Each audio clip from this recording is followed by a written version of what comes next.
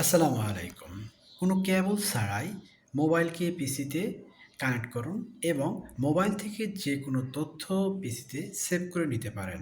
দেখুন আমি আমার মোবাইলকে পিসির সঙ্গে কানেক্ট করেছি এবং ইচ্ছা করলে আমি এখান থেকে যে কোনো তথ্য সরাসরি কপি করে নিতে পারবো। আমি ধরুন এই তথ্যটা নিচ্ছি, এখানে জাস্ট কপি করার পর এখানে পেস্ট করে দিলে এটা চলে আসবে।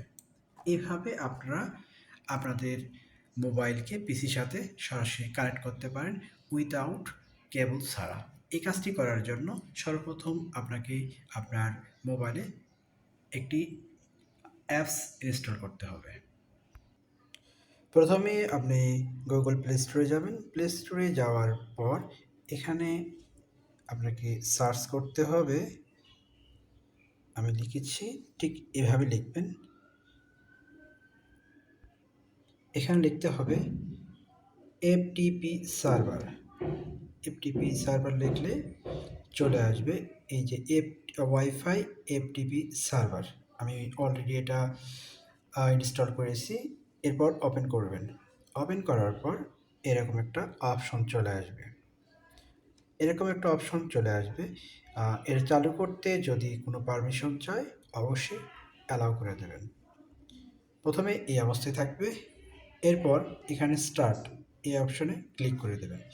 ক্লিক করার পর এখানে রয়েছে সার্ভার ইউআরএল এফটিপি 192.168.0.116.:2221। এইটা আপনার পিসির কোথায় সেটিং করতে হবে ওইটা দেখে দিচ্ছে। আপনার পিসির এই অবস্থায় চলে আসবেন। আসার পর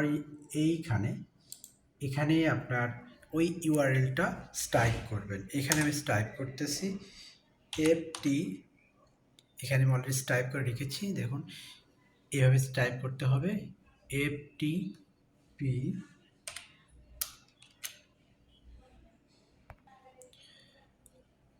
দেখুন আমি এখানে আমার যে সার্ভার ইউআরএলটি রয়েছে এই ইউআরএলটি এখানে টাইপ করেছি।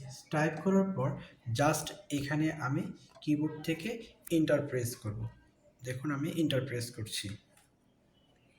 এন্টার প্রেস করার সাথে সাথে দেখুন আমার মোবাইলের যে অ্যাপ্লিকেশনগুলো রয়েছে, যে সফটওয়্যারগুলো রয়েছে সবগুলো আমার পিসিতে শো করছে। আমি এগুলো ওপেন করলে এখান থেকে যাবতীয় তথ্য আমার পিসিতে কপি করে নিতে পারবো।